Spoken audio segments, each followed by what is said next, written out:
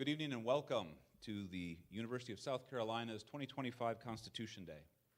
I'm Carl Dahlman, Associate Dean in the McCausland College of Arts and Sciences and also Director of the Walker Institute of International and Area Studies. I'm here on behalf of our Interim Dean, Tommy Hodges, who is in Washington, D.C. on university business and sends his regrets for not being able to join us. I know he was looking forward to this evening and to welcome our guest, John Witte, Jr. Before I proceed, I'd like to acknowledge a few special guests whom I spotted on the way in, President Michael Amaritas and First Lady Ero Agalapoulou Amaritas, Executive Vice President for Academic Affairs and Provost Marianne Fitzpatrick. I believe I just saw Chairman of our Board of Trustees, Thad Westbrook, and I think I saw William Hubbard, Dean of the Rice School of Law, and his wife, Cappy. Thank you all for being with us this evening. The McCausland College of Arts and Sciences is the intellectual, artistic, scientific, and instructional heart of the university, and we are home to the new Center for American Civic Leadership and Public Discourse. In years past, Constitution Day has been hosted by the Department of Political Science and the Rice School of Law. We're proud to say that Constitution Day has now found its permanent home in this center. Constitution Day commemorates the signing of the United States Constitution on September 17th, 1787. On this day, 238 years ago, the founders of our country signed a document of only 4,543 words. I always tell my students that. It was only 4,500. So don't complain about the length of the paper we assign. Words that have provided the framework for American democracy ever since. Like most people my age, I was raised with enormous respect for the Constitution as the source of our rights, a defense of our liberties, and the promise of an ever more perfect union. My respect for this document deepened over the course of my professional work on post-war societies, in which I sought to understand how countries that had torn themselves apart might put their countries back together. Not only did those experiences remind me of our Constitution's many qualities, but the people I met from countries like Bosnia and Herzegovina, Kosovo, East Timor, and many others, they were desperate to capture in their new constitutions the guarantees for democratic freedom that they saw in our founding document. Before I pass over the mic, let me thank our external relations team who day in, day out, night in, night out, put on these fantastic events with the college, Morgan Watson and Rachel LaFerno. So it's now my pleasure to introduce Dr. Chris Tollefson, Interim Director of the Center for American Civic Leadership and Public Discourse and Professor of Philosophy. Thank you.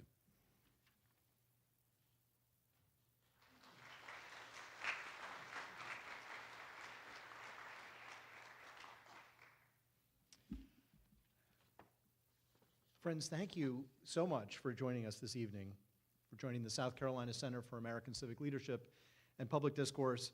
It is an honor and a privilege to welcome you all to tonight's events, and this is a crowd beyond my wildest imaginings. I'm just tremendously grateful.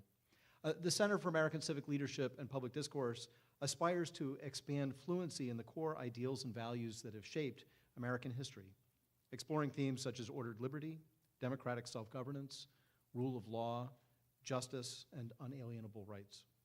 The overarching mission of the center is to promote the dialogic, cultural, and civic literacies that are critical to a well-ordered and flourishing society. It's the center's distinct pleasure to sponsor the University of South Carolina's Constitution Day, this lecture, this year, and going forward. As Dean Dahlman said, the lecture has traditionally been the responsibility of the Departments of Political Science of the McCausland College of Arts and Sciences and of the Joseph Rice School of Law. And I'm really grateful to both those institutions for allowing me to take the reins on this. And I'm especially grateful to Professor Kirk Randazzo of the Department of Political Science and to Dean William Hubbard of the Law School, both for their support on this, and especially in Dean Hubbard's case for the generosity and graciousness with which you've hosted us in hosting this event, so thank you. I'd also like to thank President Amaritas for being here and First Lady Ero, if I may, thank you, and also the Chair of the Board of Trustees, Thad Westbrook, and our Provost, Marianne Fitzpatrick. It's really impossible to imagine having done any of this without all of the support that you all have offered, and I'm, again, tremendously grateful. Before I introduce our speaker, let me mention another event that we have coming up this semester. Yuval Levin, who is the author of the book American Covenant will be here to ask, can the Constitution unify Americans? That will be on November 18th at 6 p.m., also in this auditorium. And you can look at our website if you just Google South Carolina Center, if you just Google Center for Civic Leadership, South Carolina, that should take you there. I don't think you need to Google the entire thing. And I should say as well, if you're an undergraduate here and you're interested in participating in a reading group about Yuval's book, Brian Gentry from the communications team for the College of Arts and Sciences will be hosting that reading group, and you can find details under the section Programs on our website. So I hope that you'll consider that. Tonight we're honored to have as our guest Professor John Witte, Jr. Professor Witte is the Robert W. Woodruff Professor of Law, the McDonald Distinguished Professor of Religion, and the Faculty Director of the Center for the Study of Law and Religion at Emory University. A leading specialist in legal history, human rights, religious freedom, marriage and family law, and law and religion, he has published 300-plus articles, 18 journal symposia, and 45 books. His major titles include Law and Protestantism, the Legal Teachings of the Lutheran Reformation, The Reformation of Rights, Law, Religion, and Human Rights in Early Modern Calvinism, Christianity and Law, an Introduction, Religion and Human Rights, an Introduction, From Sacrament to Contract, Marriage, Religion, and Law in the Western Tradition, The Blessings of Liberty, Human Rights and Religious Freedom in the Western Legal Tradition, and Religion and the American Constitutional Experiment in the 5th edition. This is an extremely edited list, as is clear. He's the series editor of Emory Studies in Law and Religion, Cambridge Studies in Law and Christianity, and he co-edits the Journal of Law and Religion, also Brill Research Perspectives on Law and Religion, and the new Colección Raíces del Derecho. He's been selected 12 times by the Emory Law students as the most outstanding professor and has won dozens of other awards and prizes for his teaching and research. Professor Witte is married to Eliza Ellison, a theologian and mediator, and we are grateful to have her here with us this evening as well. Thank you so much for joining us.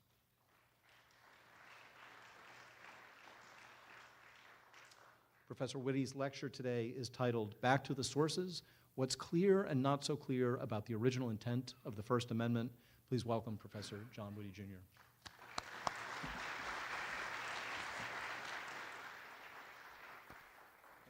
Thank you so much. Thank you so much, Professor Tollefson, for your very generous introduction. Is this a little too loud?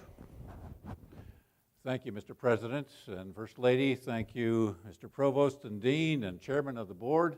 A lot of people to attest to my malpractice this evening as I get brought up on charges at the end of this evening. I'm delighted to be here back at the University of South Carolina, delighted to have a chance to engage you on this important Constitution Day, when we as citizens and we as budding citizens among you students learn about the rigors of this important text, the third oldest continuously operating constitution in the world.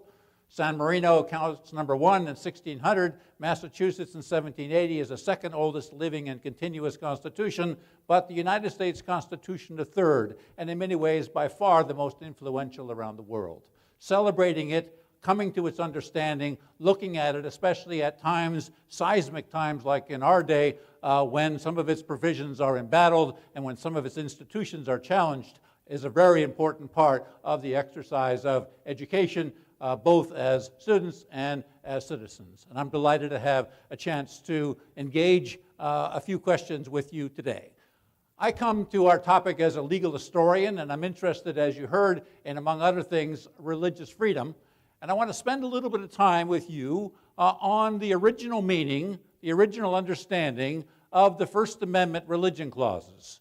The religious freedom guarantees, captured in 16 words, Congress shall make no law respecting an establishment of religion or prohibiting the free exercise thereof. These are words that were crafted by the first Congress in the summer of 1789. They were ratified by the requisite 9th state in December of 1791, and they have been the law of the land to this day. They've been subject to 253 U.S. Supreme Court cases, and rapidly counting these days. They are echoed in thousands of lower federal court and state court cases, and they in many ways have been the envy of the world as we think about the promise and the possibility and sometimes the perils of religious freedom in our day, both at home and abroad. The Supreme Court has engaged religious freedom deeply in the last decade or two. The First Amendment itself, among its provisions, the Establishment and Free Exercise Clauses, have been subject to 27 recent Supreme Court cases, all rather aggressive interpretations of its guarantees. And in almost all of these cases, the U.S. Supreme Court has ascribed to a philosophy of originalism, applying the original meaning or original understanding of those original 16 words has been the kind of working methodology of this U.S. Supreme Court. And what I'd like to do is to spend some time looking at what the original understanding of that text can possibly mean, based upon what we know, not what it became, not how it was interpreted, not all the precedents that emerged therefrom, but rather the original words themselves, and how they are crafted, and what context they were crafted, and what is clear and what's not so clear about Congress shall make no law respecting an establishment of religion or prohibiting the free exercise thereof. I'm being a hopeless nerd today. It's my nature, my wife will tell you that, but I'm going to be spending some time with that little sheet that you have in front of you, which has 25 different drafts of the religion clauses. In a few minutes, I'll get to those, and we're going to parse those texts as hopeless lawyers and legal historians in trying to discern the original meaning, the original understanding of those words. Let's just remind ourselves of context first. And for some of you, this is just American History 101. For others of you, this might be brand new information, but just a quick Wikipedia summary of the background to how we come to this discussion of the First Amendment. Before 1776, the country is a collection of 13 colonies, and those colonies are part of the Church, the Commonwealth, and the Crown of England. Constitutional law as it existed before 1776 was in the form of colonial charters. And those colonial charters issued by the royal offices in England enumerate the powers of the local government and the relationship to England, but they also stipulate in some detail the rights and liberties of the colonial subjects and citizens. The story of the 1760s and 1770s is that the Crown and Parliament and some of its delegates began to abuse their power and began to encroach on the rights and liberties of the colonial citizens with a variety of different economic and political and diplomatic and military and religious forms of sanctions. And that triggers the American Revolution, and the American Revolution itself is the 13 colonies coming together and ultimately declaring their independence. And as the Revolutionary War is going on, before the Declaration of Independence is cast, let alone the Treaty of Paris is signed, all of the states are already crafting their own state constitutions. 11 of the 13 states by 1784 have brand new state constitutions in place. 2 of them are on their second or third round. Rhode Island and Connecticut chose to retain their royal charters, but sheared off all of the royalist provisions. And if you look at those state constitutions and those abridged charters, you will find a great deal of discussion of religious freedom, which becomes important raw material for the crafters of the First Amendment. Every one of those state constitutions has a generous liberty or freedom of conscience clause. And freedom of conscience means for them the importance of voluntarism, choosing and changing and rejecting faith, an important protection against coercion, government directly or indirectly coercing parties into adherence to a particular form of faith, and the ground for exemptions from government actions or sanctions or prescriptions or proscriptions that violate someone's conscience. Every one of these state constitutions has a free exercise clause alongside. A free exercise of religion in general, at least a free exercise of religious worship. Every one of these state constitutions has a guarantee of basic equality of all peaceable religions before the law, a celebration of pluralism and a basic recognition that all forms of faith are welcome and equal presumptively before the law. All of them have some form of separation of religious and political authority, sometimes cast in the terms separation of church and state, sometimes put in more muted forms, but separation becomes the norm. 6 of the original 13 states disestablished religion.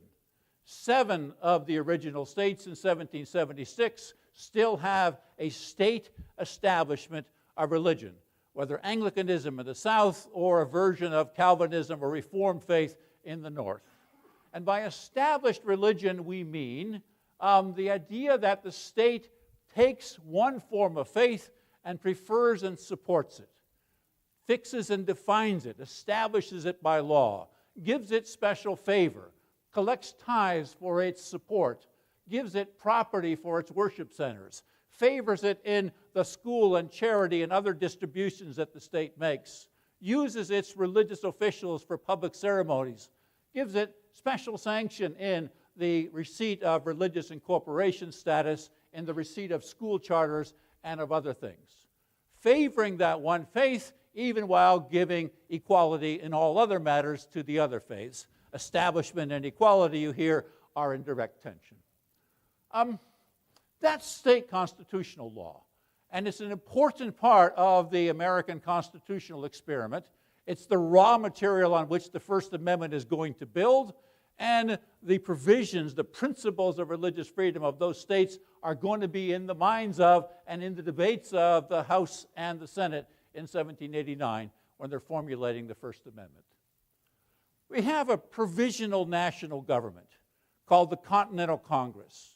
It starts already in 1774, heightens in importance in 75 through 83 during the Revolutionary War and its negotiated peace. And that Continental Congress does a bunch of stuff on religion and religious freedom that also is important raw material for the First Amendment's formulations. Number one, they appoint legislative chaplains and pay them a lot of money, $500 a year. That's $250,000 in today's dollars. And they have one Episcopalian and they have one Presbyterian. Sorry, no Catholics, no Baptists, but those two. Their job is, number two, is to pray, to preside, to open every legislative session with prayer, to preside over all manner of things, weddings and funerals and public ceremonies. Number three, the Continental Congress appoints and pays for military chaplains to march with the troops. Number four, they have Thanksgiving Day proclamations. Not just little throat clearings before you watch the Detroit Lions on football. No, it's a robust, very Christian formulation of thanksgiving to God. 5, the Continental Congress is in the business of tax exemption of religious articles moving in interstate commerce, and tax exemption of religious properties that are on public lands. At 6, they have a variety of religious freedom provisions in treaties and relationships with merchant armies and with foreign powers whose people come to the United States. And 7, they spend a lot of money on missionaries. Directly, missionaries on the frontier, and seminaries and schools that are in the business of training missionaries. That's raw material that the Continental Congress is in the business of doing from 1774 to 1789, and again becomes informative of what the First Congress is going to do, because their First Congress is going to repeat all that over and over again. The Continental Congress, as most of you know, fails. It fails gradually because the immediacy of the war effort no longer makes it exigent. Number 2, it doesn't have taxing power, so it can't spend money on stuff and hold people hostage and leverage the tax revenues. And number 3, it has no federal judiciary to enforce its rules. So the Continental Congress shrinks in importance, and the states become ever more zealous about their own power and increasingly rivals with each other, and rivals with each other in a number of ways. They have their own currency, they have their own postage system, they have their own militaries. They're crafting their own diplomatic relations with foreign powers. They are beginning to create states of their own on the frontiers. They're beginning to collude with other states on particular matters of diplomatic and mercantile interest. They're beginning to do home ruling in interstate litigation. They're favoring the home team. They're beginning to tax goodies coming from the other state into their state. Tariffs in the 18th century. Doing a lot of that stuff that begins to cause a great deal of tension amongst the states, violence in a few instances, to the point where it becomes very clear that we're going to have to put a national government together. And that national government is a third sovereign. Benjamin Franklin calls it a three-layer cake of sovereignty. On the bottom is the popular sovereign, the people. In the middle are the state sovereign states. And then above that is this national government, a sovereign national government that is going to be created by delegation of power from the states, ratified by the people. And that's the construction of what the Constitution is about in the summer of 1787, as our dean told us. And the states send delegates to that Constitutional Convention. 55 come together at Philadelphia. In the summer of 1787, they craft the draft Constitution, and as the 6th article requires, send it out to the states for ratification. And the states get the Constitution. They say, this is great on powers. We love it. You got all kinds of cool stuff about Congress, about the executive. Could have done a little better on the judiciary, thank you, but okay. Interstate relations are laid out. But where's the other half? Where's the other half? There are no rights here. We don't do constitutions without bills of rights. Every one of the states has an elaborate Bill of Rights. Sometimes the Bill of Rights comes before the constitutional text. Bills of rights are thought to be essential to the legitimacy of a constitution.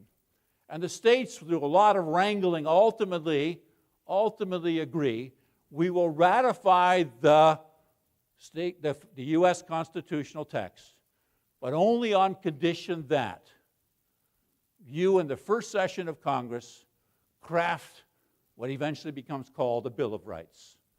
Craft a collection of rights, maybe interspersed in the text, but then eventually gets consolidated into a Bill of Rights that gets amended to the Constitution and independently ratified. And that sets us up for the nerdy exercise that we're going to go through for the next 23 minutes. This is the time to check the phone, watch a little movie, and then we're going to spend a little time then on conversation together. The states include in the rights that they want to have protected in a federal Bill of Rights a great deal of concern about religious freedom. That's natural. Their own state constitutions have spent time on religious freedom in detail. They're deeply concerned about what's going to happen to them, especially as religious minorities, what's going to happen to them in a national polity, what about the threats of a new national establishment. They spend a lot of time worrying about religious freedom. And so the states, in equipping their senators and representatives for the very first Congress in 1789, give them provisions that they would like to have considered. They all send their own state constitutions. And the state constitutions have all kinds of rights, including the religious freedom rights. Many of them send their colonial charters or colonial documents that they think are cool. The 1682 Pennsylvania Charter of William Penn, or Roger Williams' 1643 and 1662 charters for Providence and then Rhode Island, which are teeming with religious liberty provisions. Some of them send background from the English constitutional tradition, going back to Magna Carta, and including the Petition of Right of 1628 and the Bill of Rights of 1689 and a number of the interpretive cases that are so critical to understanding English constitutionalism of liberty, William Blackstone's summary and the commentaries being an important part of that too. All of them are interested in religious freedom. And then many of the states, which is the first 10 of the provisions in the paper in front of you, many of the states formulate what they think to be the best religious freedom guarantee that the first Congress can consider or add to the Constitution. And it's that which you have in those first 10 provisions that I want to parse a little with you now. And taking a look at the trends in those 10 drafts is indicative of what's going to drive the House and then eventually the Senate to the final formulation. If you look at the first 10 provisions, 1, 2, 4, and 6, all focus on the worry of this new national government getting in the state's business, creating a national establishment, interfering with the states in how they operate their own versions of religious freedom or religious establishment at home. That's a concern right from the start in the first draft, with the executive, legislative, and judicial powers being singled out, and then repeatedly gets iterated by other states. Secondly, look at how prominent freedom of conscience is in those first 10 drafts. All but version number 4 has a freedom of conscience or liberty of conscience clause, a special protection for that most salient, solvent of religious freedom that the state constitutions lift up, the freedom of conscience with its protection of voluntarism against coercion and for exemptions. And notice in number 3 and then 10, a specific kind of liberty of conscience concern, protecting pacifists who are conscientiously opposed to participation in the military. And then look at number 5 and number 7, and you will see a concern for those that are worried about swearing oaths. And in a world where the Bible still is taken very seriously, when Jesus says, "Do not swear oaths before men, let your yes be yes and let your no be no," this is a critical concern for a number of folk of the day, and conscientious objection to oath swearing is important. Look at number 2, and it's going to be repeated in 12 and in 17, and be important for us, which is alongside guarantees of freedom of religion in various principles, we see freedom of press and freedom of speech.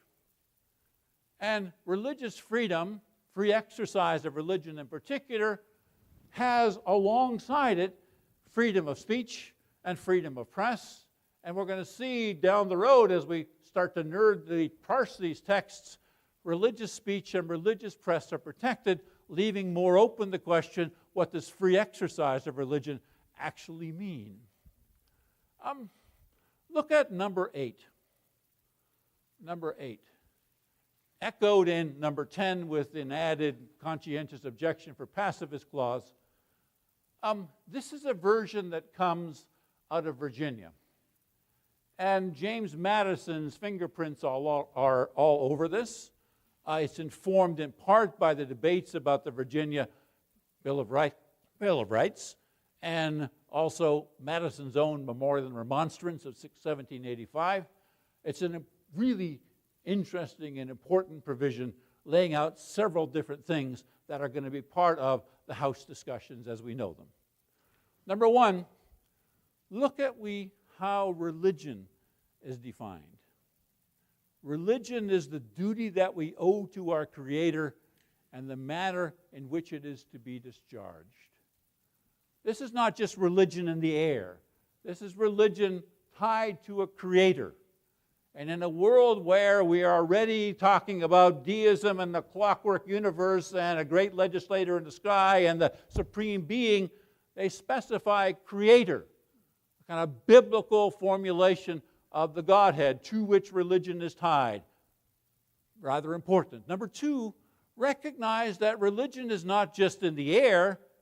Religious freedom is for the sake of doing your religious duties. Right? Religion is the duties that we owe to our Creator. And then a little bit later we're going to hear about the free exercise of religion according to the dictates, the duties of conscience. Tied closely is religious freedom and religious duty. Number 3, recognize that the religion that we hold and the duties that we expound as formulations of religion have to be rooted in reason and conviction. This is not a rationalist version, but it's an argument to say that your religious claim has got to be sincere, conviction, and it's got to have a rational explanation or explication or rational grounding that you can hold forth about. Number 4, look at the way that liberty of conscience and free exercise of religion are tied. Everyone has the natural, equal, and inalienable right, the free exercise of religion according to the dictates of conscience. Conscience, belief, and action, practice, are conjoined. An important kind of provision. The Supreme Court's going to fumble that in its first set of cases in the 19th century when it says, well, religious freedom is just about beliefs. Sorry. And then finally, look at that last phrase, that no religion or sect or society ought to be preferred or established over any other. We're going to call this a non-preferential clause. We're going to come back to it a few times, where, look, it's okay to support religion qua religion. You just cannot support one form preferentially over another. That's establishment, and that's what we don't want the national government to do, is what number 8 is telling us. Number 10 is going to repeat this, adding the specific conscience clause for pacifists. And then number 9 has one last little wrinkle I just want to lift up because I'm going to come back to it, where we hear about free exercise being nuanced a little bit. It is the freedom, the natural, unalienable, equal right, the freedom to practice or to exercise. It's the not free exercise of religion, it's the freedom to exercise your religion. And I'm going to make something of that in a nerdily exercise in a few minutes. But number 9 out of New York is going to be on the table. So that's kind of what we have out of the states. This is all in the saddlebags of the folks that show up in the first House and the first Senate. They have this material at their fingertips together with the state constitutions, together with some of the colonial prototypes. The guys with the biggest briefcases also have a lot of other stuff going back to antiquity, the Edict of Milan of 313, or the Magna Carta and all the medieval jurisprudence, the Cook's Institutes, and what they mean, some of the really insightful discussions of liberty and Republican liberty that go back to antiquity. John Adams has his defense of the American Constitutions in 3 volumes with a lot of raw material in there. The guys with the biggest briefcases got a lot more, but everybody has this stuff. The state constitutions and these 10 different drafts. And that's part of the raw material that the first Congress has to work with, both the House and the Senate. From the Senate, as we'll see in drafts 21 to 25, we have nothing except for a logbook. Motions made, motions passed, motions denied. In the House, we have some discussion. Several different drafts, 11 to 20 are the versions that we have to us, and we know about these drafts not from a formal stenographer in the House, as we would have today, a congressional reporter. We have this from the fortuitous collection of notes by a reporter, Thomas Lloyd. No official role at all, but God bless Thomas Lloyd, because he's the only window that we have on what the House actually talked about and debated. And Thomas Lloyd was a pretty good note-taker. Thomas Lloyd listened as hard as he could, but we have a few problems with Thomas Lloyd and his notes that become the congressional record for year number 1 of 1789. Number 1, Thomas Lloyd didn't hear very well. And he oftentimes missed stuff. And when he missed stuff, he sometimes, I think, just made it up. Sometimes he left blanks and interpolated later. Sometimes he just kind of paraphrased as best he could. And so the House debates as we have them are not what we have today, where you get every pause and every jot and tittle. We have Thomas Lloyd's interpretation, which is sometimes literal, but sometimes not. Number two, Thomas Lloyd liked martinis for lunch. And we know he liked martinis for lunch, and we know that in part because the record of the debates in the House in the afternoon are always much, much sloppier. The handwriting is poor, the gaps are wider, he sometimes falls asleep. We have the original sitting in the Library of Congress. Go look sometime. You can look at him and you can just see him fall asleep, and 20 minutes later, oh, it's Madison. Okay, I better start writing again. There's gaps bigger in the afternoon. Number three, he used shorthand. And his shorthand was not always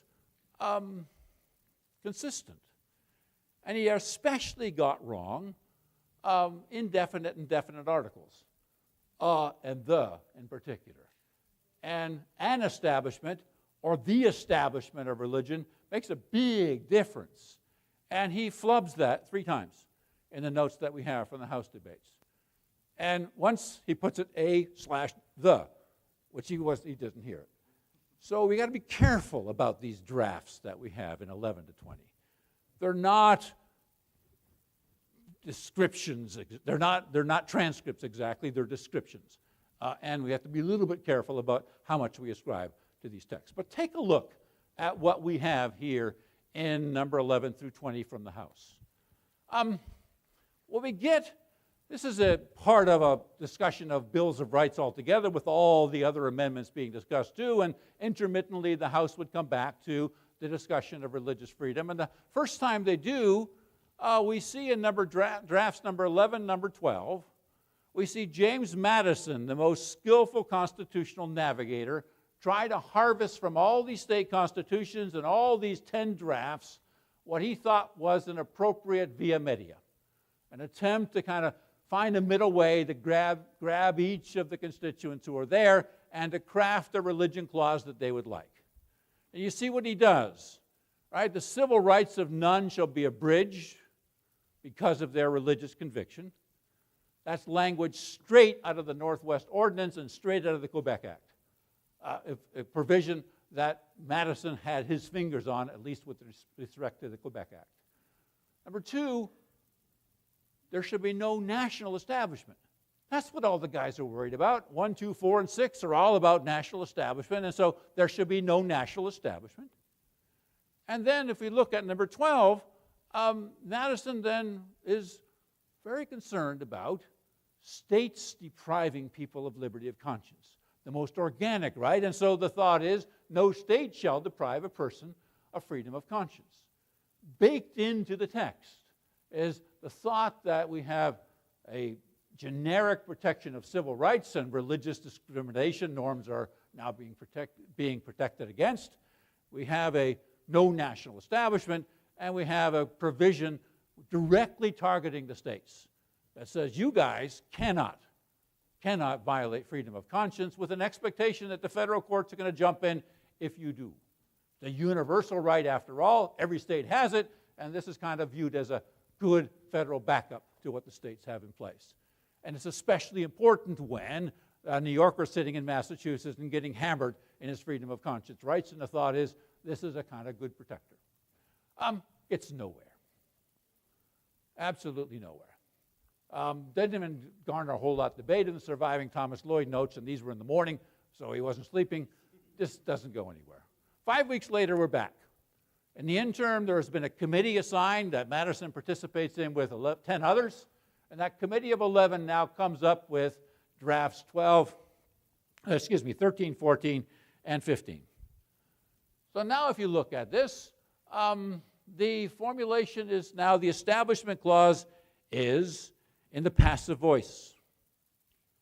Right? No religion shall be established by law. Doesn't specify Congress, doesn't specify states.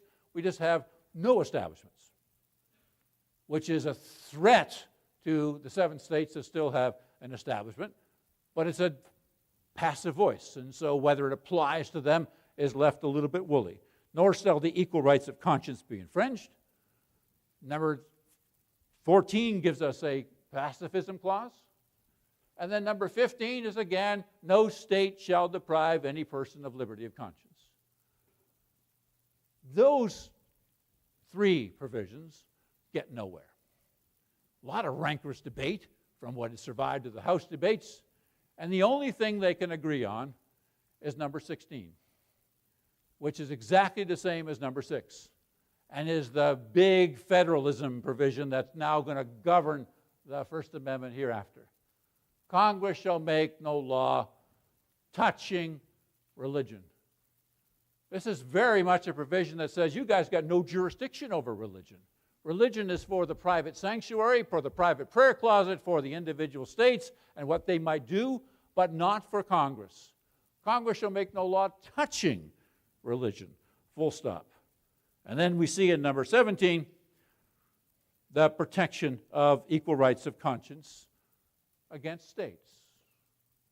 Again, targeting states, trying a little softer language. No state shall deprive gives way to there be no infringement of the rights of conscience by the states. And then we add free speech and jury trial too, softening it a little bit more.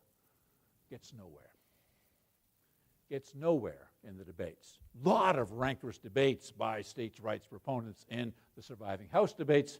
And finally we come to version number 18. Here's an attempt, and 19 together, an attempt to distill the learning of the day. Congress shall make no law establishing religion or to prevent the free exercise thereof or to infringe the rights of conscience. Establishment clause, a free exercise clause, a liberty of conscience clause. The trio alongside, all directed at Congress, all in the active voice, none of this passive voice in states getting interfered with, and then a guarantee for pacifists again in number 19. And inexplicably, with not a lot of notes left by Thomas Lloyd, we come up with number 20, which is the final House debate that gets into the congressional mixture. And there we see a provision, number 1, that looks the same. Congress shall make no law establishing religion. Now a little more narrow free exercise clause, not preventing but prohibiting the free exercise of religion, but then an expansive passive voice, nor shall the equal rights of conscience be infringed. Not specifying Congress, not specifying states, leaving it in passive voice, which any grammar teacher can tell you has universal potential application. That's the House final version. We get pretty strong support for that version before it goes off to the Senate. And the Senate gets this version, and you see in number 21 to 24 their attempt to nuance, to play with the language, to kind of come to a formulation that they think will work. And what we get in number 24 is a version that starts looking an awful lot like the final version of the First Amendment. Congress shall make no law establishing religion or prohibiting the free exercise thereof. Conscience is gone.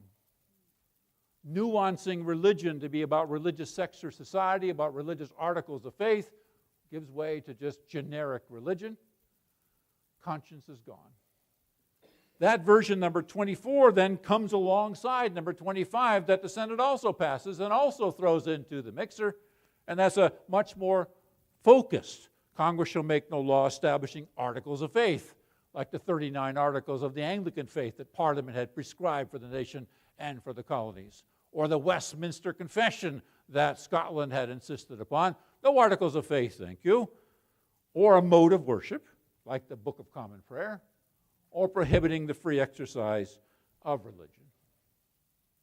24, 25, and 20 go to a House, Senate style committee, and it's their job to craft the final formulation of the First Amendment. And after their work, with no notes, very little after the fact discussion by any of the participants in that committee, we get the final version that looks a lot like 24 with the added word that makes it woolly. Congress shall make no law respecting an establishment of religion, but Lloyd's not good with articles, you remember, or prohibiting the free exercise thereof. Not preventing, not abridging, not violating or infringing, prohibiting the free exercise thereof. And that's our final text. A final text, if you watch it grow organically, watch it from antiquity till today, to 1789, but watch it grow organically, especially in the context of that 1760 to 1790 period, that's an interesting final formulation. And it sets before us the interpretive responsibility that we have as lawyers, as citizens, as judges, as legislators, who have to be in the business of abiding by that text. And the current Supreme Court is very big on original meaning, original understanding of that text. And so let's figure out what the original meaning of that text could possibly be in this immediate context. So one way to think about it, which a lot of people like, is to say, look, this is just an agreement on outer boundaries.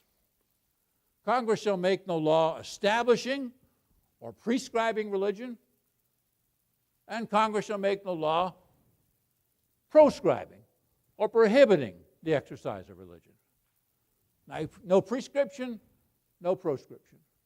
And that's all they could agree on. And everything else is left to the constitutional process and the political process thereafter. And you're saying, that's all very nice, but that seems like an awful long wind-up for a very, very anticlimactic conclusion about what the text is about. And by 21st century lights, you have a good right to be disappointed.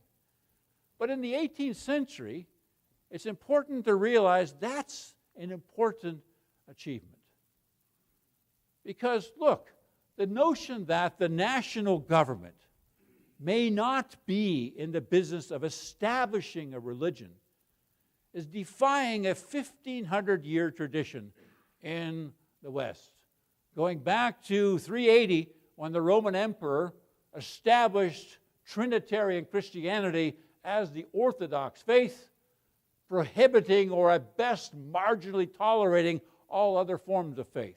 It was normal from 380 until 1789 for every national government to have a national religion, a national church.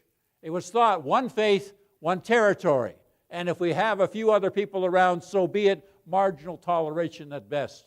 And if you look across the Atlantic in the day, every one of the great European powers has an established faith.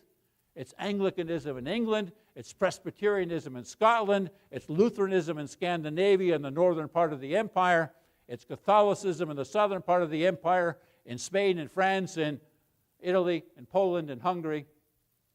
It is Orthodoxy in Greece. It is Islam of various types around the Mediterranean basin. Establishments of religion are normal. They're expected. Indeed, they're constitutionalized in the Peace of Westphalia of 1648, Quis regio eius religio, whose ever region, his religion. Sorry, it's always his religion. There's a thought that that was the business of government. And here, for the first time, Congress is coming along, this upstart group of colonial rebels who have said, no more. Unique in the day and a defiance of a millennium plus of Western constitutional history. And on the other side, the notion that you're going to block this national government from prohibiting the exercise of religion across the board is also novel. It is normal to prohibit the exercise of a number of forms of faith you don't like. You go to England, and Jews and Catholics are not welcome, thank you. Jews don't get formal status until the Jewish Emancipation Act of 1858. Catholics are not welcome in England formally until 1829 with the Catholic Emancipation Act. Muslims and atheists are excluded altogether as a matter of course, as John Locke himself, the great, great liberal scion of religious toleration, made very clear in his fourth letter. Exclusion, prohibition on the freedom to exercise faith by certain discrete groups is normal. Likewise in France, right as this is being crafted in the First Congress, France is in the middle of slaughtering Catholics in the French Revolution and in the middle of desiccating this incredible, long-standing religious powerhouse. 30,000 priests and religious killed in the space of a couple of years, tens of thousands of untold more kicked out or killed or lost. All manner of religious art and architecture destroyed. Most of the social welfare system run by the church completely taken over. Prohibitions on free exercise of religion is normal. And France did that a century before with the revocation of the Edict of Nantes and Fontainebleau against Calvinists. And exactly the same thing, with the same bloodshed and desecration being a normal part of the exercise of royal, of national power. And here, for the first time, we're hearing a constitutional text say, no more. You may not establish a faith, you may not prohibit a faith. And that is foreclosed to Congress. That's impressive in the 18th century. Not impressive today, but impressive in the 18th century. But the question then becomes, if we want to be originalists, is there more nuance that we can give to those final 16 words? And I dare say, based on the kind of granular, nerdy reading that we've already done together, we can do a little bit more in guiding what the original understanding is and having some things clarified and some things left kind of woolly. Let's start with Congress. Congress shall make no law. Congress. The focus on Congress is deliberate. It was the original concern of 1, 2, 4, and 6. By number 16 in the draft, we see draft number 16 forward, we see the focus is on Congress, on Congress, on Congress. And the worry is about this newly enumerated power in Article 1, the most dangerous branch of the new federal government, having limits. And the selection of Congress in that final 16-word guarantee is deliberate. Supreme Court recognized that very early on. It is a federalist provision, and the assumption is that we are leaving it to individual states and local governments, let alone private parties, to decide about stuff on religion. Congress is what is being governed here. We're not trying to govern the states. And all of those little wiggle provisions in passive voice or the direct targeting of states from 11 and 13 forward, no state shall deprive a person of liberty of conscience, that's all out. Focus is on Congress. And until 1940, when the First Amendment religion clauses are read into the 14th Amendment due process clause and applied to state and local governments, that's exactly how the First Amendment was read. It governs Congress, the national government. It doesn't govern the states. That's pretty clear. That's pretty clear. Now, controversial. We're going to see about, should we go back to that? We'll talk a little bit about that too. Congress shall make no law. Is that the focus? Congress shall make no law about religion? Is that really what the first, because shall in this instance is an imperative? Good grammar teachers will tell you it's an imperative in the 18th century. Congress will is one thing. Congress shall, that's now the imperative. Congress shall make no law. Is that really what this is about? Is this number 6 and 16 over again? Right? Congress is not in the business of making law. 6 and 16 said, Congress shall make no law touching religion. Keep your hands off. That's for state and local governments to do and private parties to do, not for Congress. But Congress did make law. And here that recitation of what the Continental Congress did is important, because this very first session of Congress, which is crafting the First Amendment, establishment of free exercise clauses, is also a legislator. And it's passing a lot of legislation. And what does it pass? Well, shazam! all exactly the same things that the Continental Congress did.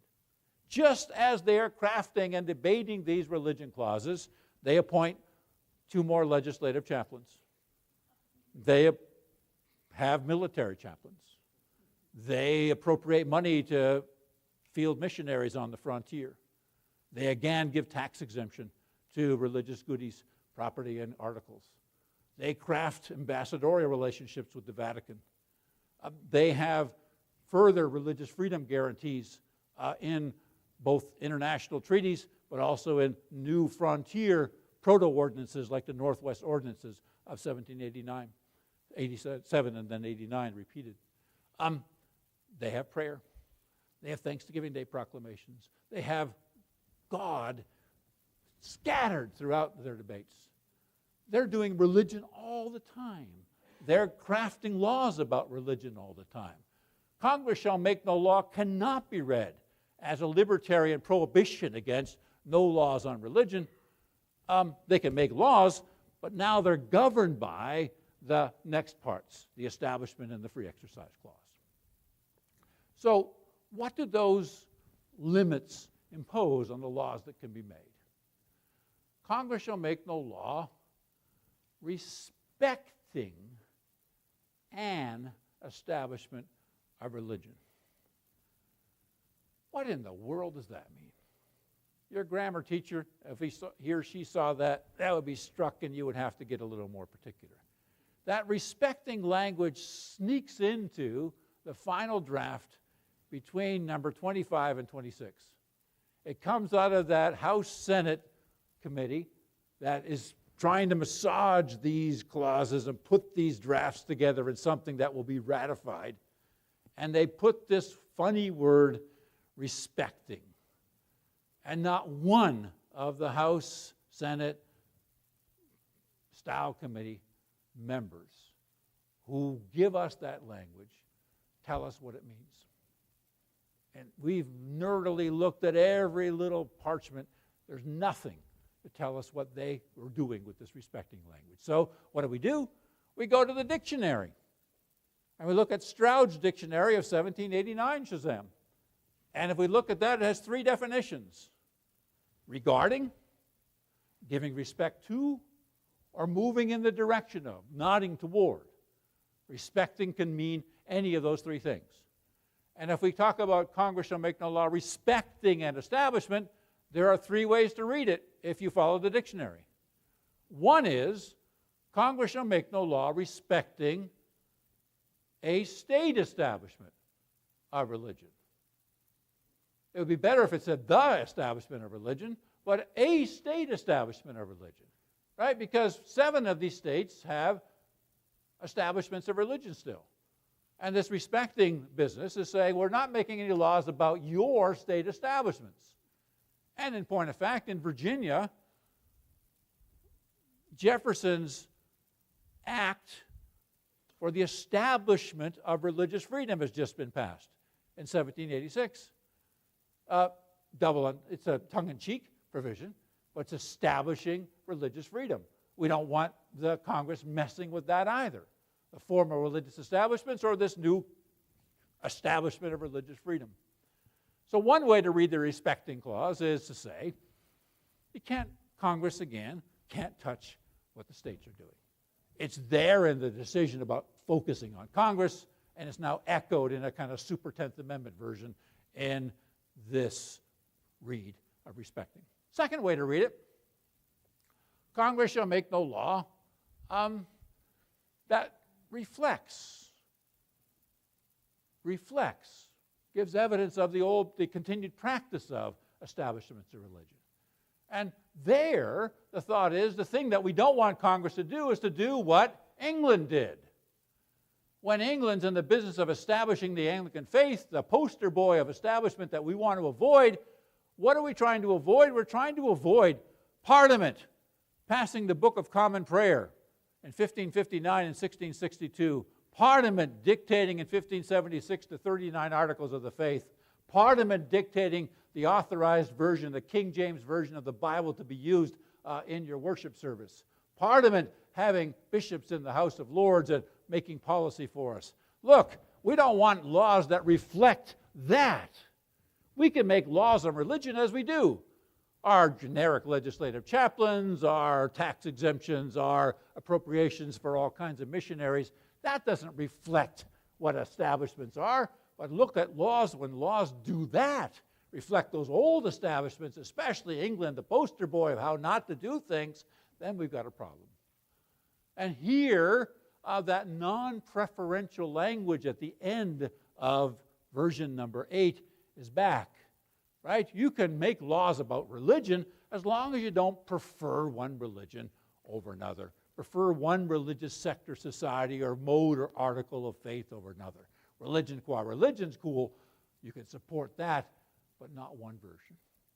Or you can have this read more stringently. And you can say, look, it's Congress shall make no law not only that establish religion or reflect old establishments, but move in the direction of. Might be a step on the slippery slope toward the establishment of religion. The nose of the camel under the tent, as the Supreme Court eventually would call it. Right? There the thought is, you can make some laws on religion, but as soon as they look like they are going to move toward one of those establishments, then we've got a problem.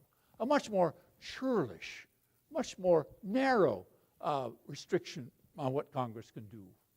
And the strict separatist reading of the Establishment Clause that we hear from the United States Supreme Court in the 50s, 60s, and 70s is in that vein and takes its anchorage in that respecting reading.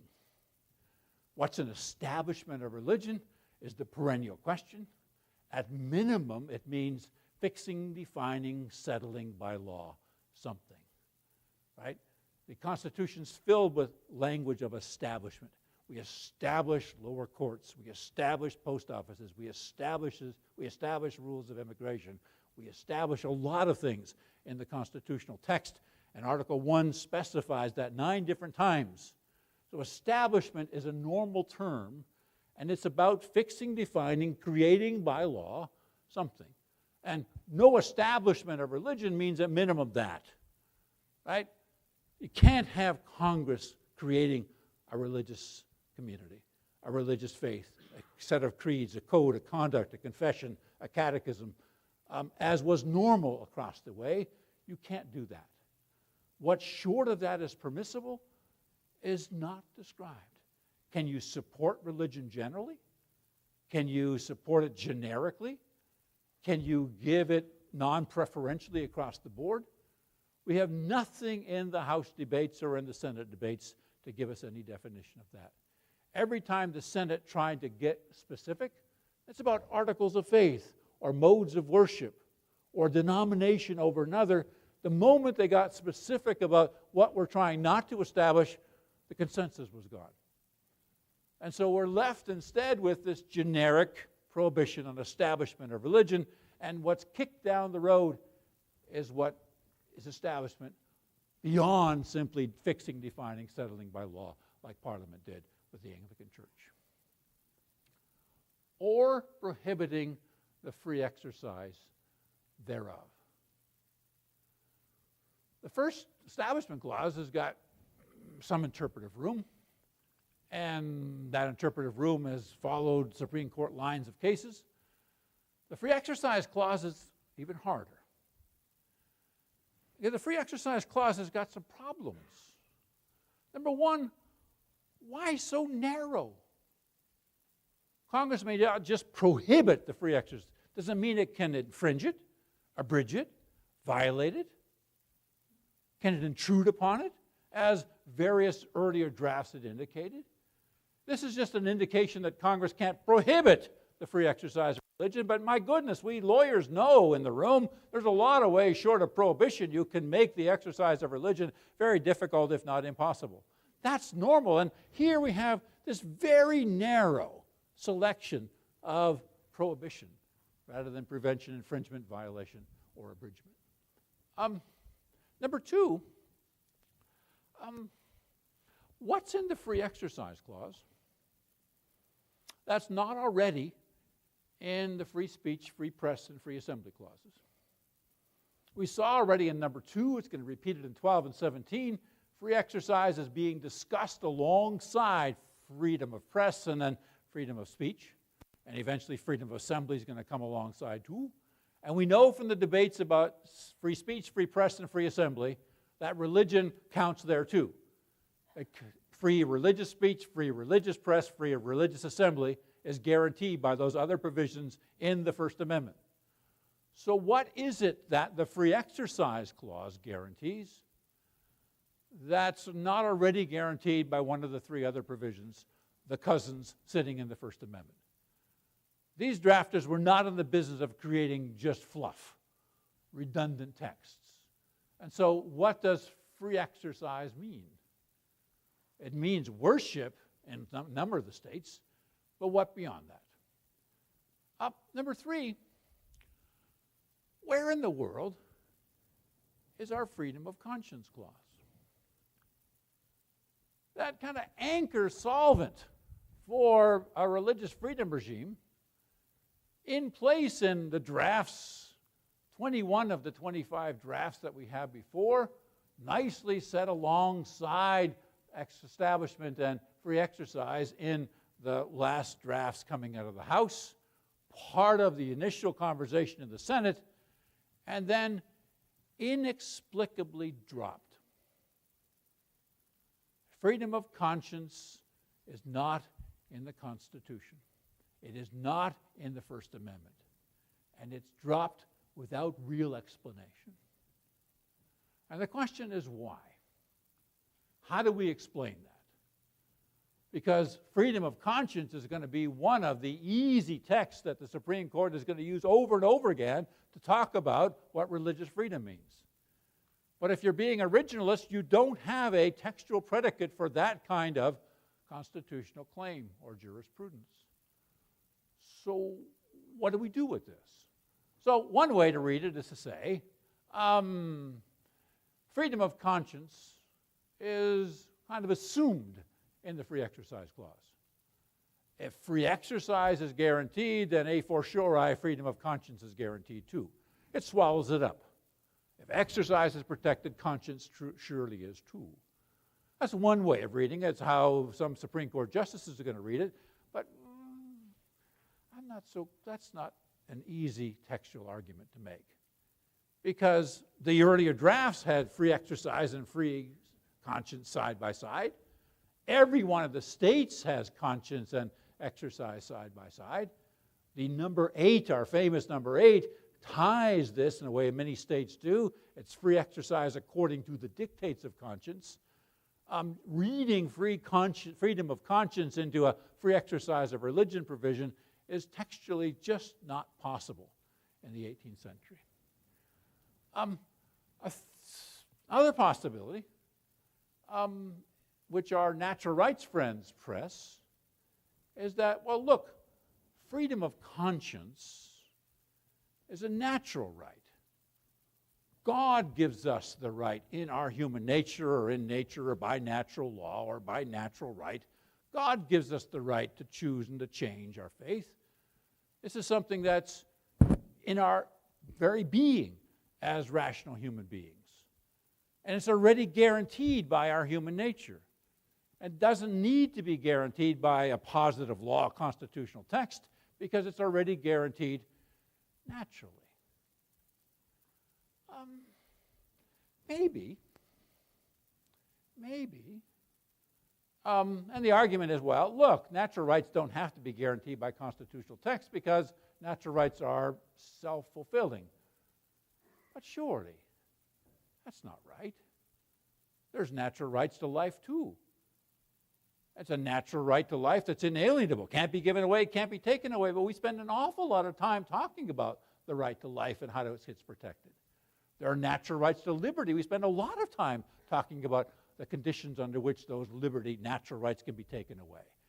So the notion that because freedom of conscience is a natural right and therefore doesn't need to be guaranteed because it's guaranteed already by God and by our human nature doesn't make sense. Moreover, they have already committed textually in earlier drafts and in all the state constitutions to having freedom of conscience not just as this positive formulation of the natural right, but vesting it with particular kinds of meaning. Protections of voluntarism, protections against state coercion of religion, and a ground for exemptions. When things violate your conscience, you claim freedom of conscience, protections against abiding by the law, otherwise fine for everybody else, but you can't do it. If people want to swear oaths, that's great, but we can't do it. Jesus says we shouldn't. If people want to fight against their neighbor in a military action, so be it, but we in our conscience can't do it because we are called to be pacifists, to turn the other cheek. And the thought there is that freedom of conscience supports exemption claims, the ability to create an oasis of nonconformity for yourself from a general law that otherwise would be perfectly legitimate and just. And freedom of conscience as a constitutional guarantee assures that that version of freedom of conscience is protected. Now, we know, at least in one instance, why a particular freedom of conscience claim for pacifists was dropped. There we have House debates and we have discussions by representatives in the House and the state ratification debates, and they explain why we don't have a conscientious objection for pacifist provision in the Constitution. And the argument that ultimately trumped was the argument that said we cannot have these pacifist clauses as constitutional claims because every time we are going to have a draft or a military conflict, the courts are going to be loaded with individual claims by parties. Best, says the House debates, to leave this to the legislature to work out and to decide on who gets conscientious objection status and who does not. That is quite crisply and cleanly discussed in the House debates and in the ratification debates after 1789 and became the way that things get done for conscription and for pacifists. And it could be that that is an indication of how we start thinking about other exemptions. Maybe exemptions need to be done not by courts adjudicating the free exercise clause and its implicit freedom of conscience clause. Maybe exemptions, when they're necessary for an individual or group, are better left to the legislature. Rather than crafting a kind of constitutional equity under free exercise, maybe better to leave this as a legislative prerogative. And legislatures can do nuancing, they can have sunset clauses, they can take into account far greater data than an individual court stuck with the record that comes before them, especially in an appellate case. Possible. That's certainly the way exemptions for a time have been treated. And there are now hundreds of federal exemptions and thousands of state and local exemptions in general laws for religion. And all done by regulation, administrative regs, or by statute. One final way of thinking about the absence of a liberty of conscience clause and its exemption provisions and the remaining free exercise clause is a reading that would go back to number 9, that breaks apart freedom to exercise, freedom to put into practice, freedom to act upon the dictates of faith. And here I'm going to suggest that, look, in the 18th century, as in the 21st century in the criminal law classes at the University of South Carolina, everybody knows that, at least in criminal law, actions and non-actions or omissions can be the foundation for a prima facie case in crime. Right? You will be brought up on a homicide charge if you shoot your neighbor in an unjustified way, or you fail to help somebody to whom you have a duty, think your spouse or your child, who then dies as a consequence of your failure to intervene or to bring them to the hospital after the fact. The action of shooting or the failure to discharge the duty of care after the shooting are both grounds for finding a person doing a crime, engaging in what we call actus reus, in a voluntary act. And now you're saying, Witte's just lost his mind. No, if you start thinking about this a little bit, any lawyer in the 18th century who hears about the freedom to exercise your faith has to have in mind freedom to exercise is also a freedom to forego action, right? Voluntarism built into the notion of freedom of exercise is the freedom to act or the freedom to forego action in accordance with your faith, the dictates of your conscience. And so the action, the absence of a freedom of conscience clause could be explained not by just reading freedom of conscience into free exercise, but rather recognizing at least one aspect of freedom of conscience, namely an exemption claim, a conscientious exemption claim, can be imputed to the very word free exercise. Freedom to exercise, freedom to forego exercise. That's just my take. I've tried it out with a few people. They laugh at me and say it's nonsense. I think there's something to that. And especially as we start straining with the original text, and we really do want to say, okay, we don't have a conscience clause, but we like exemptions, thank you, and we don't think the legislature could do it all. This is a possible textual foothold that might provide some traction. Religion. Establishment of religion, no prohibition thereof, that is, of religion. What's religion in the 18th century? We don't get a definition. We don't get a definition. In the surviving House debates, 3 times, the representatives talk about those who have no religion. And those who have no religion may avail themselves of free speech, press, and assembly, and other due process kind of constraints. They have guarantees themselves that are unique, that are available to everybody, including the non-religious. But religious folk have a special kind of claim. But what allows you to cross that line? In the House debates, the ratification debates that follow, and in some of the reflections after the fact by the first senators, the only religions that get mentioned repeatedly are Quakers and Moravians. And what are they worried about? These are beleaguered outsiders of the day, often pariahs and sometimes persecuted, whose religious freedom claims need to be respected. There is an overt dismissal of claims of enslaved African Americans. And the argument is, sorry to have to say it again, the argument is these are not people. These are chattel. And there's an ugly statement by one of the senators that says horses do not have religious freedom rights, and neither do slaves. And this ugly, chattelized slave world, that becomes an easy out for thinking about all those remarkable, diverse forms of African faith and Caribbean faith that the enslaved populations brought with them. Native American Indian tribes, with all of their interesting rituals, and all of the interesting site-specific as well as rite-specific kinds of forms of faith, that was thought to be guaranteed sufficiently by the constitutional text itself that recognized this independent people.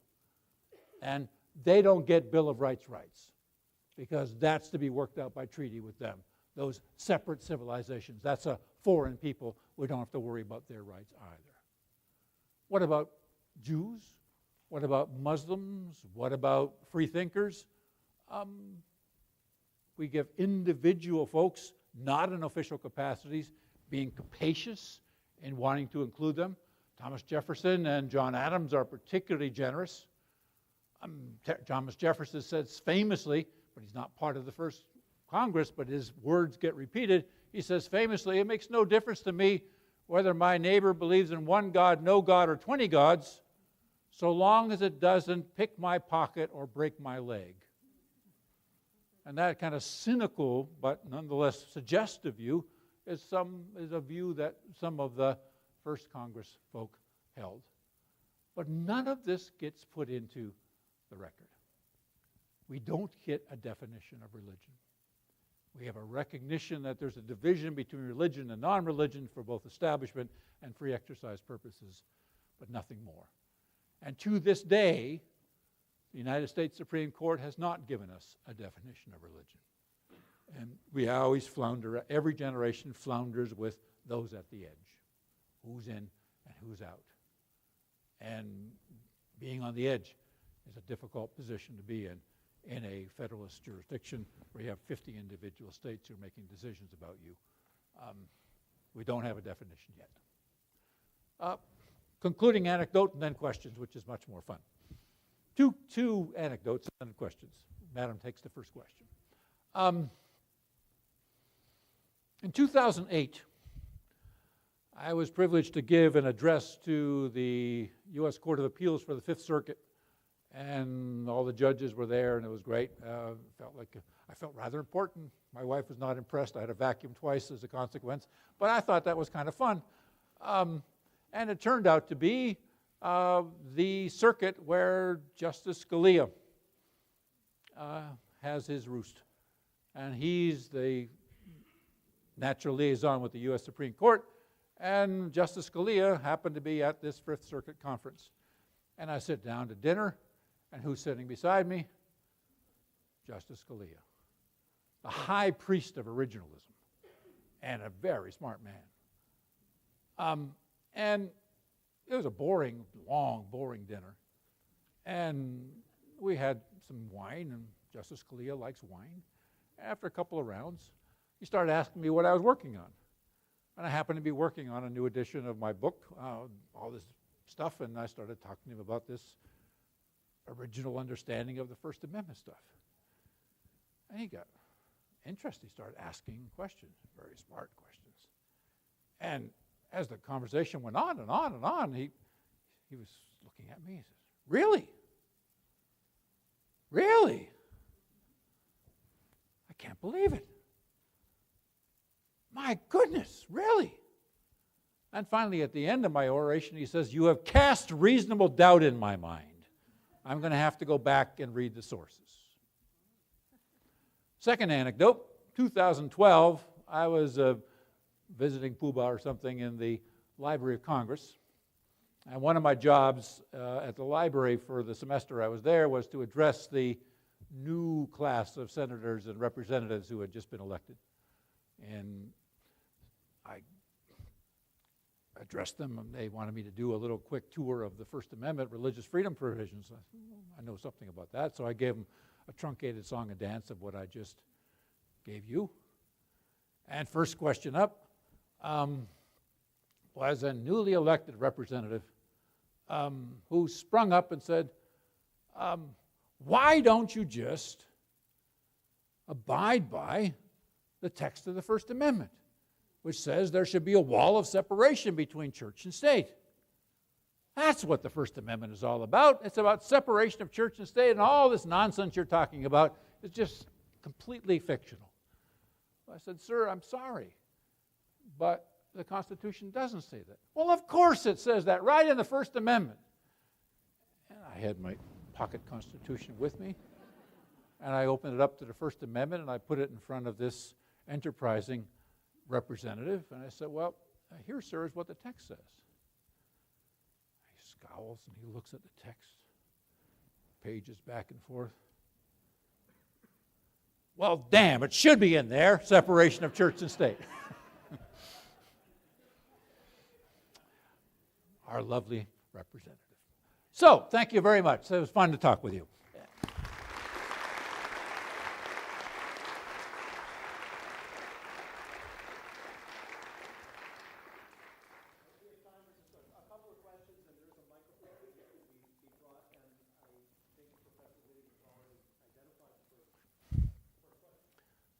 First in time, first and right, madam. I think there's a mic coming toward you. Sorry to embarrass you.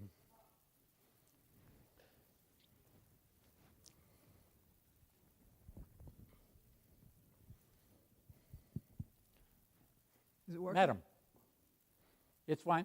We can hear you. Okay. What kind of chance do the Christian nationalists have to be successful in creating a theocracy in the United States? They have more chance than they used to. And part of it is as I'll say tomorrow at our lunch talk, the Establishment Clause has been turned way down in temperature, and the limitations that historically would be in place that would say Congress and by extension state and local governments may not establish religion has been weakened to the point of a simple guarantee of neutrality and a licensing, especially through federalism readings of the First Amendment, of state and local governments being given a lot of autonomy to run things on their own without a lot of federal court interference. And as a consequence, we have little pockets of religious nationalisms popping up already. And we've had them before this court began to move in the direction it did, and doubly so now. We have Ave Maria down in Florida, which is a Catholic theocracy of a sort. We have in several different Michigan and Minnesota neighborhoods and suburbs clusters of strong Muslim emigre communities that have run their local governments and increasingly are putting in place provisions that 30 years ago would be struck down easily under the Establishment Clause and now are not being. And in light of that, Christian nationalism, or that variations on that term, are now looking at the possibility of maybe doing that at state levels and putting in place new kinds of ways of thinking about those 1960s and 70s and 80s precedents that were historically in place under the Establishment Clause that prohibited prayer in schools and prohibited Ten Commandments displays on public school walls or in public school buildings, that prohibited teaching of the Bible and the like, and all those things are being opened up again in places like Texas and Alabama and Louisiana and Mississippi, all perfectly positioned to retest those 1960s and 70s and 80s premises. And to the extent those precedents fall, the prospect of a more robust form of what you call Christian nationalism has certainly a much more fertile ground to grow. Whether that's going to be checked by state courts per their own state constitutions is one interesting question. Whether it's going to be offset by rival establishments that begin to collide with each other, Lutherans versus Anglicans versus Reformed versus Baptist, is a worry, and that's where the Establishment Clause does step in and free exercise steps in too. But for those that worry about the constraints upon religious communities hijacking the coercive power of the state and using it to enact their favorite forms of faith and practice, it's a worrisome time.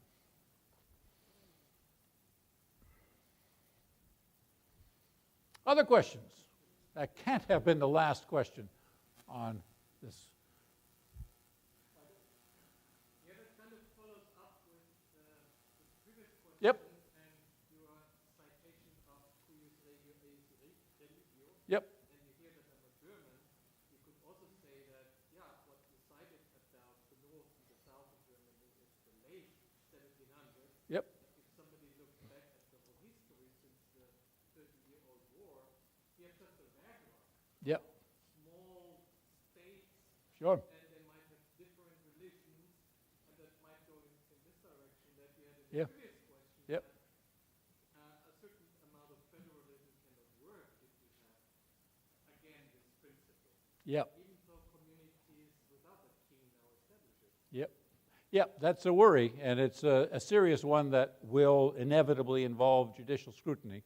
I mean, the archipelago of 350-odd polities and tiny, thousands of tiny towns in the Holy Roman Empire, all with different variants of the forms of Catholic and Lutheran and eventually Calvinist faith. It could be a recipe for religious war, as it was until both Augsburg and then Westphalia. It could also, after 1648, kind of be a constitutional settlement.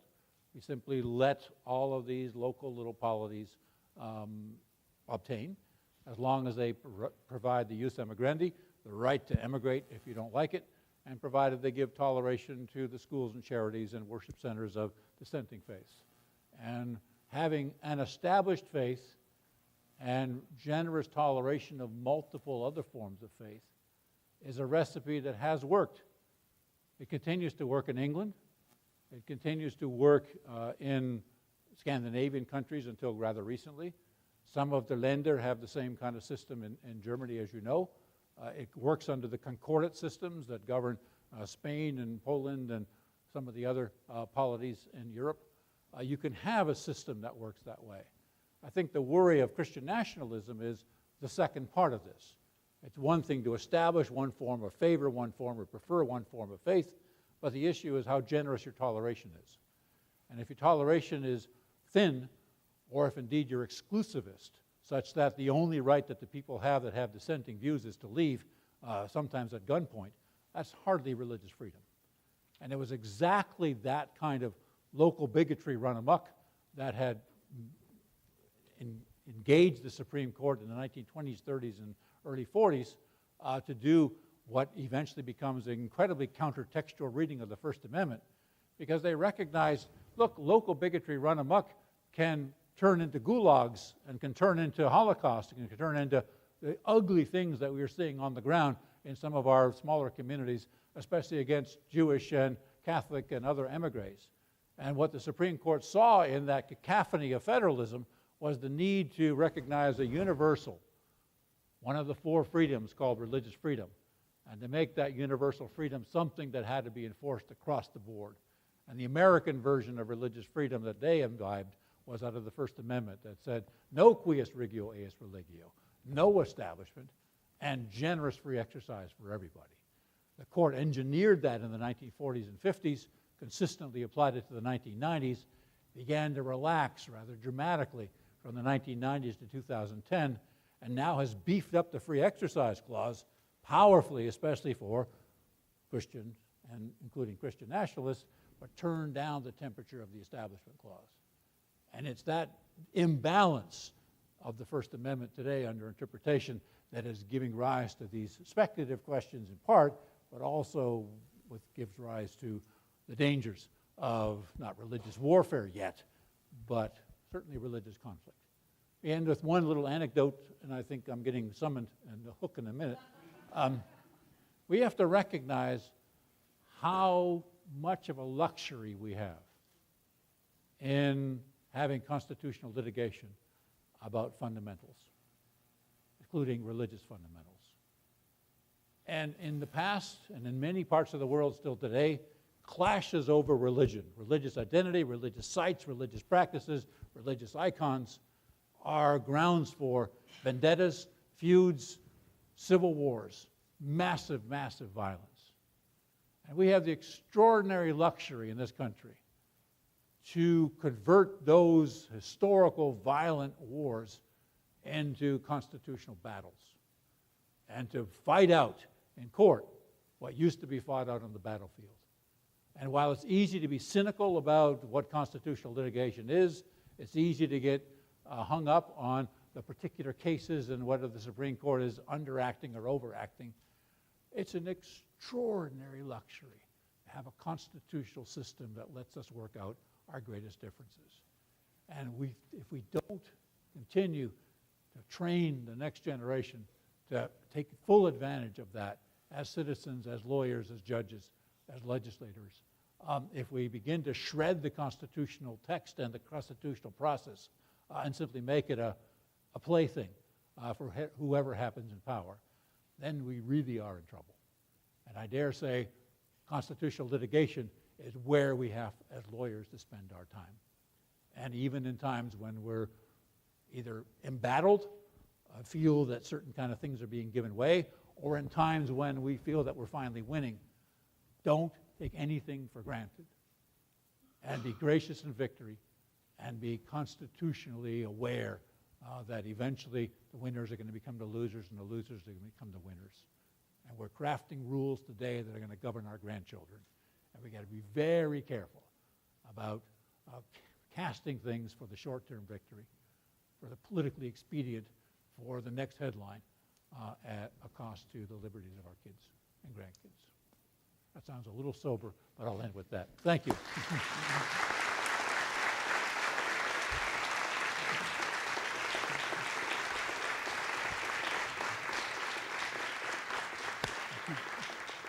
So this is not a hook, but actually just a pause, because Professor Witte will be back on the hotspot at noon tomorrow in a different room in the law school, but to talk about recent Supreme Court jurisprudence.